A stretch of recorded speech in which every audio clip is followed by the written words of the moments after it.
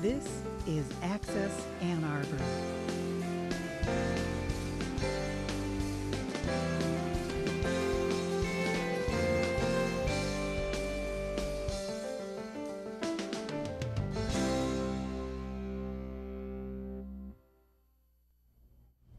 Hello, my name is Tom Saffold.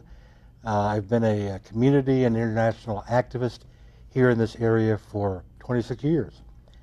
I'm the host for this Access Ann Arbor program, which aims to introduce the community to a very important grassroots group called Reclaim Our American Democracy from Big Money.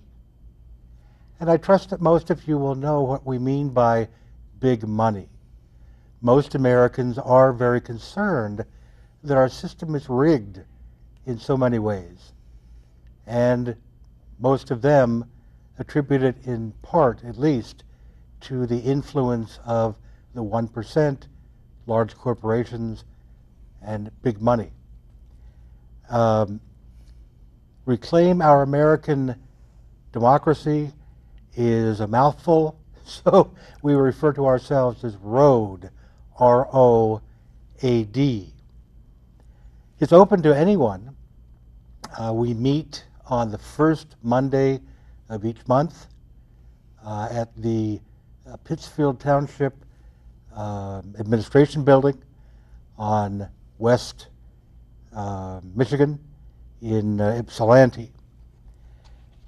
I want to introduce the guests today. They're all members of ROAD. They've been very active in the work of ROAD, which goes beyond just one organization. This is a nationwide concern, and there are organizations everywhere. ROAD is just one of them. So let me introduce first Jack Wyatt, a small business entrepreneur, deeply committed to communicating the reality of Jesus Christ. He's been affiliated at various times with both parties. Mm-hmm. That's true. Which indicates that this is not a partisan issue, but involves both and all parties. He serves as a board member of ROAD, and he joined 3 years ago. Welcome. That's correct. The rose between two thorns here is, I just met Donna Markham, and she has been working with, I'm sorry, what was the name of the organization again? The Michigan Department of Health and Human Services. Human Health and Human Services. And you are the recording secretary. For ROAD. For ROAD. Yes. Okay. Recording secretary for ROAD. I've been with ROAD since the inception of ROAD. Oh, yes. You are one of the founders? Yes. Great.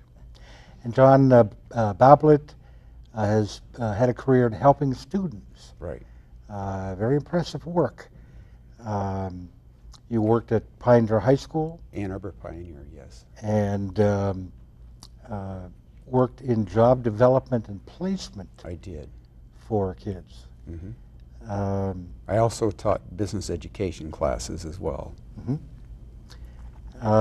And you volunteer now with various social charity and social justice organizations Yes. in town. Again, the title of our group pretty much says it all in terms of our mission. Reclaiming our democracy, or our American democracy, from big money that seeks to influence the American electoral system way too much. Many Americans are unaware of recent laws and Supreme Court decisions that have given corporations, again, big money, greater power to influence our elections.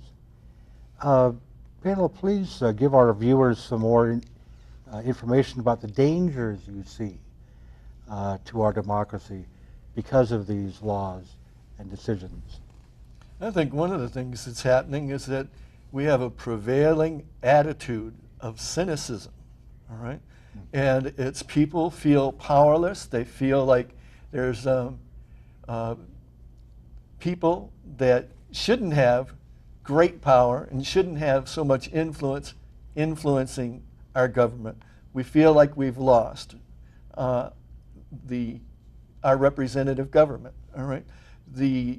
So this prevailing attitude of cynicism, it's like, you know, people know that there's a problem, but they feel like they've lost the power to address the problem. And one of the things that we're doing in Road is to say, yes, we do, and yes, we will. We're going to take back our government. We're going to have people that answer to us, all of us.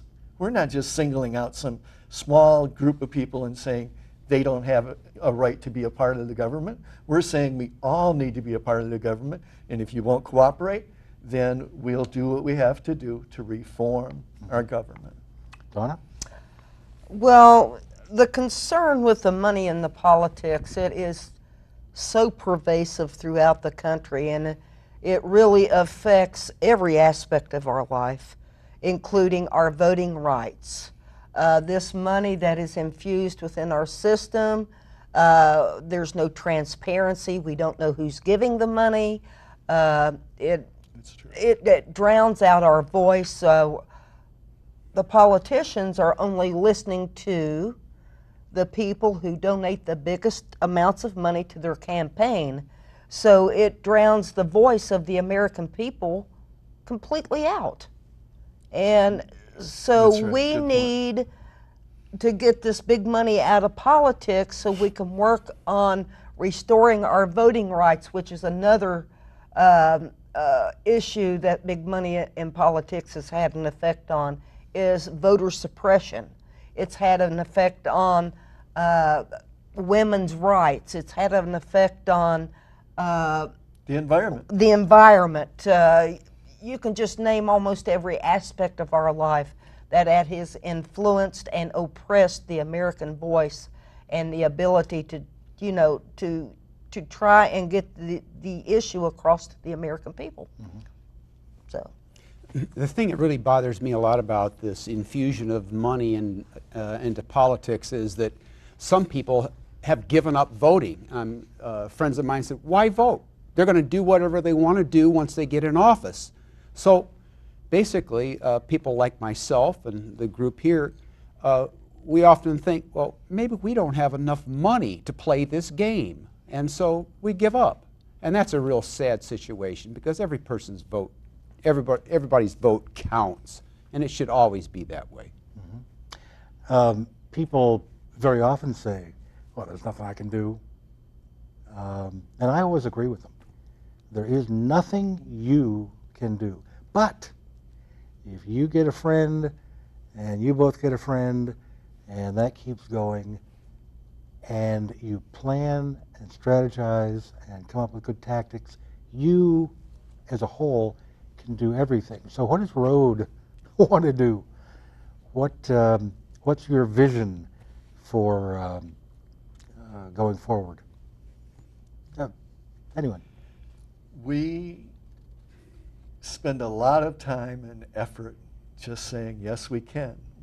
And we spend time in the community, at a community events, giving people information about what we're trying to do and encouraging them to be a part of what we're doing. Mm-hmm. All right? We do educational events. We've done seminars. We do events. Recently, we were at a parade, just passing out some information and telling people we're here. And one of the things that was really inspiring, right, is while we're going down the street in this long procession of floats and bands and everybody that's participating, as we come by, they see our signs and they say, yeah, that's true. And they would begin to clap and they would wave at us and they would be excited about what we were trying to share with them. I really enjoyed that. Here's a fact I learned from our chairperson, Stu Dowdy, is that while we were at the Ann Arbor Art Fairs, you can ask people, is this a problem? And 90% of the people say, yes, big money in politics is a problem. And they say it, and then the next question is, do you think we can do something about it? And 90% of the people say, no, I don't think we can. But our role here at Road is to say, yes, you can. Well, if people had asked the same question in 1954, in the early, the early part of the civil rights movement, no, there's nothing we can do. King showed that there was lots that could be done. Same thing with the women's suffrage movement, the labor movement. Mm-hmm. We would still have kids working in sweatshops if it hadn't been for people getting together and saying, yes, we can, that's wrong. So that's what we're trying to do. Well, we recently had a rally in Washington, D.C., our first one. We had, at least 5,000 people out there, but from across the country, all age groups, all ethnic groups, all races, all economic backgrounds, coming together to say, yes, we can. And that excitement and that sense of community is spreading across the country. There's already 16 states that have endorsed the idea, or they've endorsed the plan to amend our Constitution. All right? 16 states and counting. And community groups across the country. We belong to another group called American Promise, and we're coming together with groups from around the country and coalescing and learning from one another. So this isn't something that's, this is a movement. We're building something. So Road is not just a few individuals in Washtenaw County. It's really part of a fabric of organizations all across the country. That's correct. With many, many different names. So when you say that we had this huge demonstration, you're not talking about just the group in Ypsilanti. Right. And that's good. Now you also mentioned an amendment. What the 28th Amendment? The 28th Amendment. Yes. A 28th Amendment would build a vibrant democracy that is genuinely accountable to people and not just corporate interests. Mm-hmm. We believe that human beings have inalienable rights, not corporations. We don't believe that of corporate personhood, and we don't believe that money is free speech. And the more money you have, the more free speech you have. We want human beings that breathe, have a heartbeat, to be the people who are represented in this country. And so a 28th Amendment, it would be very appropriate to return us to we the people. I'd like to call it the We the People Amendment. Mm-hmm. For a name. Well, you say, yeah. What would that amendment look like? And what's so wrong about corporations? Aren't they beholden? I appreciate you're coming into that, Tom, and just saying, first of all, there isn't anything wrong per se in corporations. It's what they've become. Their original intent had to do with the general welfare, the good of all the people. Mm-hmm. Now, what's happened is it's been corrupted, and instead of taking into consideration the needs of all the people, the desires of all the people, the benefits to all the people, it's become very, very narrow and specific, and the primary motivation is money. All right, and that's why we say, hey, money is not speech. All right, one of the things that the proponents of, or the corporatists believe in, is the idea that they should have the same rights as people and be able to speak as people. But the problem is they don't take the responsibility. They want all the rights and privileges, but they don't take the responsibility. And we're saying, no, we need to bring this into focus and say, what is it, and redefine the purpose of a corporation, and then remember that government established corporations. All right? State by state, John could probably elaborate on this better than I could because he's taught business classes, but I just say states established by charter.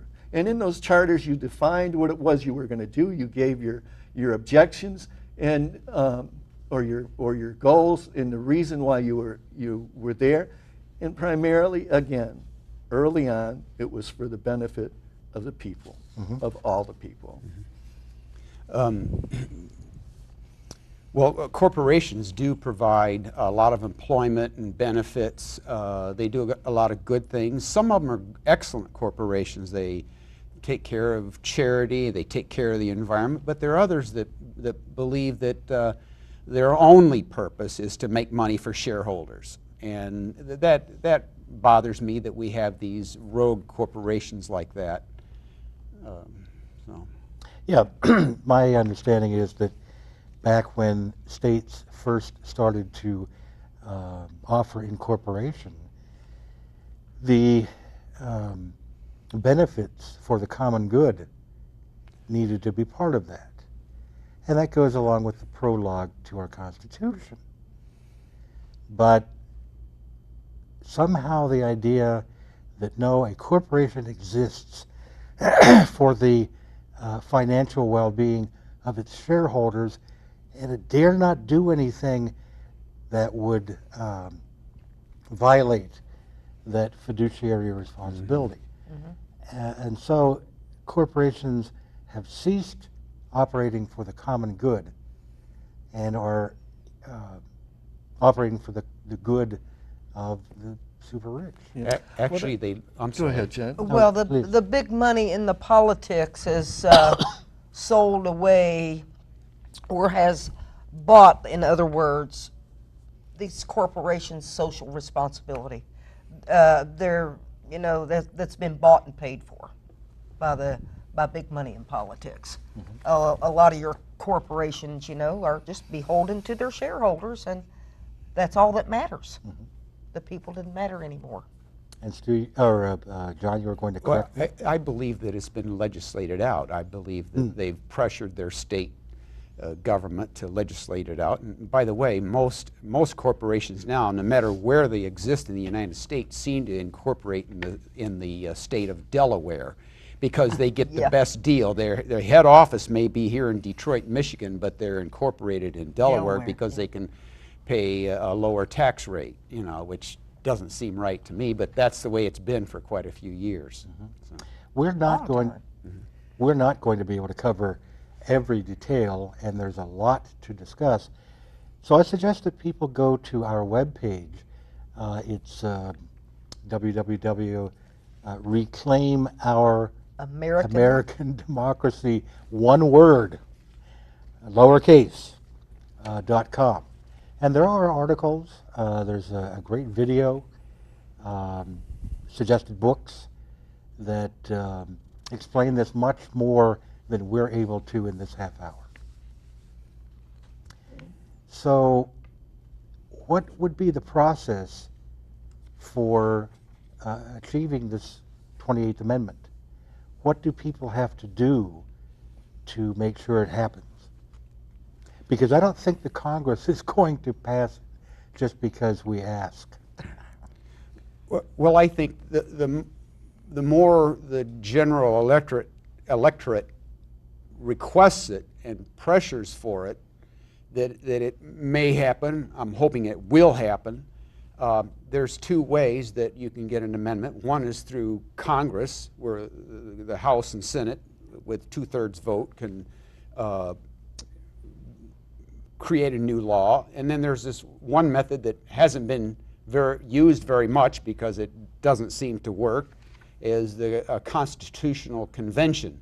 But usually what happens, the legislatures get scared when they see people are trying to organize a constitutional convention and say, well, we better get to work and we better take care of it before they do. So those are the ways that a new amendment would be formed. Well, you know, we get a chance, or we take the opportunity to talk to some of our representatives, and they say, I don't want to spend all my time asking people for money, all right? They call it dialing for dollars, all right? And this is where we say, and like you mentioned earlier, I've been a part of the Republican Party and I've been affiliated with the Democrats, and I just say, look, either side says the same thing.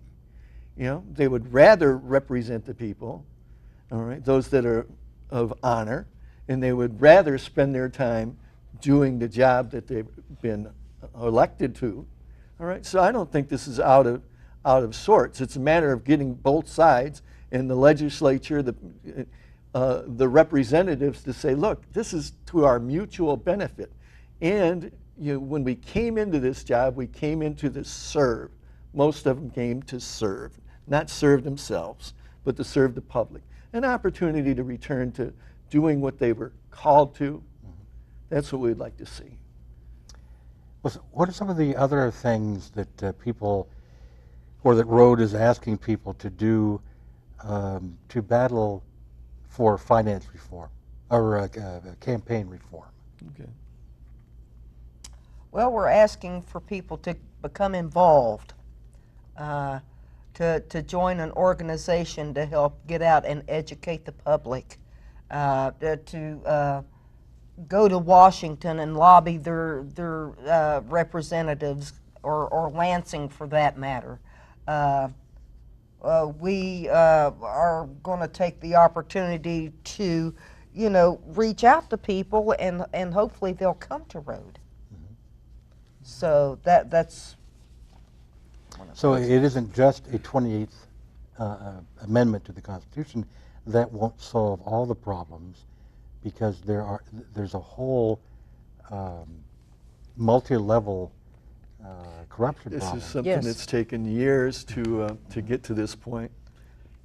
One of the things we can do now in the state of Michigan with the legislature up for election is we can use the ASK program. We can ask each candidate, what are you going to do about campaign finance? What are you going to do about corruption in government? And ask them, put them on the spot right now when they're hungry to get elected. I think that's one thing you can do. And Another thing that we do is we try to make it personal. All right? We get people, we ask people to think about the things that they're interested in. Donna went through a short list, and we had a conference not long ago. It was a gentleman that had written a book, and we were together, and we had this long whiteboard. Right? There was probably 4 different sections, and people that were participating put issues up there that they were concerned about. All right? And each one of those issues, the roadblock was money. All right? And say, we want to see something done about climate change. Climate change is an issue. We believe that it's the product of human error. All right?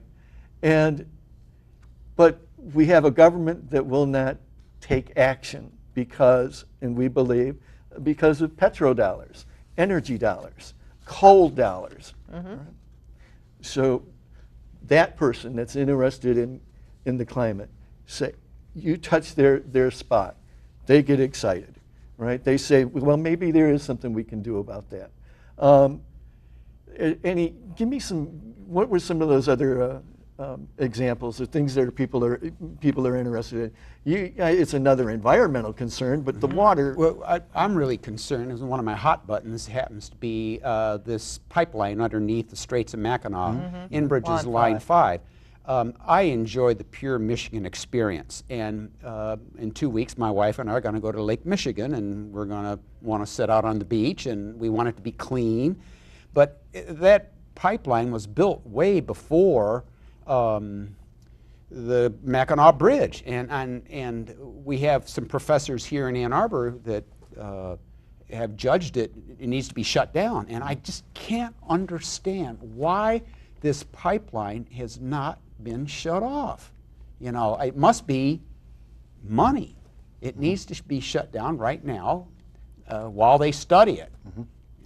Well, yeah, I mean, we could talk about California is allowing fracking water to Fracking be water. used on agricultural things that we eat.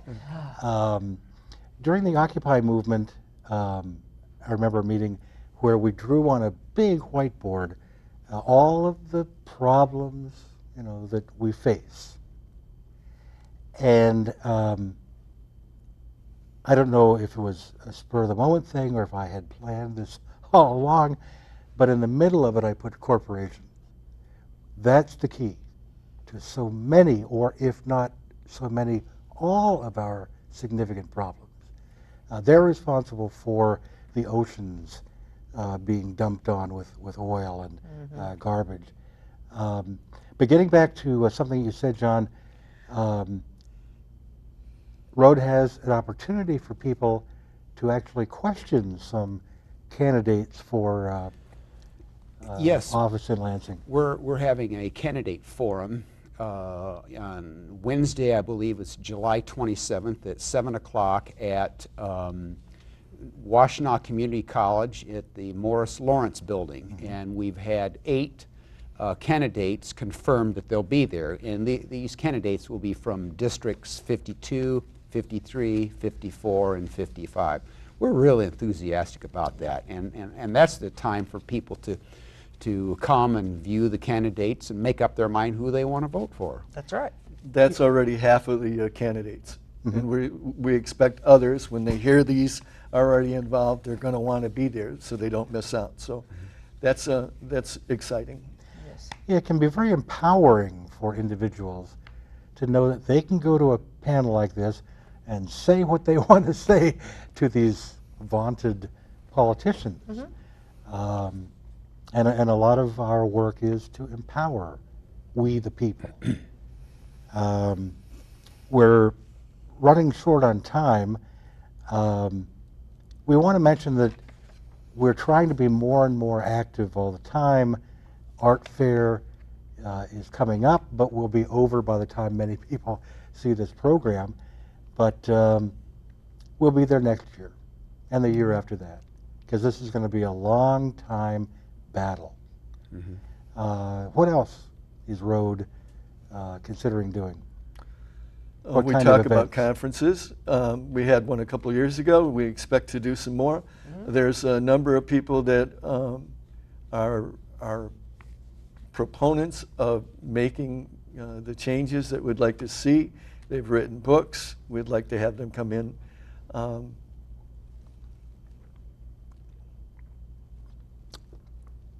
But one of the main things we'd like people to do Oh, yeah. is to come to join us. Oh, Come well, to the next meeting, the first Monday of each month at the Pittsfield Township Township Hall. Administrative Administration building, Hall. And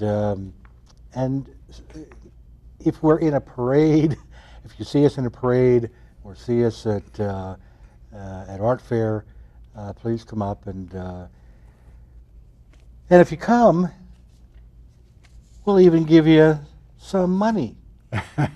Of course, this isn't real money. This is, I think, $1 billion note with a fat cat instead of a former president or Secretary of the Treasury. Tell me more about the organization that Road is a part of, American Promise. Promise. American Promise Connect. That's what we're calling it. It's a new organization, so it is a bipartisan organization. It has, again, it has an assortment of people from various backgrounds saying we want to do something. So it's exciting. It's a national organization, and we're a part of that. So it's not just here, it's across the country. And we're excited about American Promise and what we expect to see. Have a conference coming up with them in September as well. Yes. Okay, any last words? Come and join us at Road. There is power in numbers, and the more people that know about us, the more educators we can get out to the public and educate the public on what needs to happen in order to get our democracy back. Yep. And I want to close with just 3 thoughts. We're trying to make sure that only humans have constitutional rights, that all citizens are equal, and together, we the people really can get our democracy back. Thank you very much. It's been a good great. Thank you. Thank for you the for having us, opportunity. yes.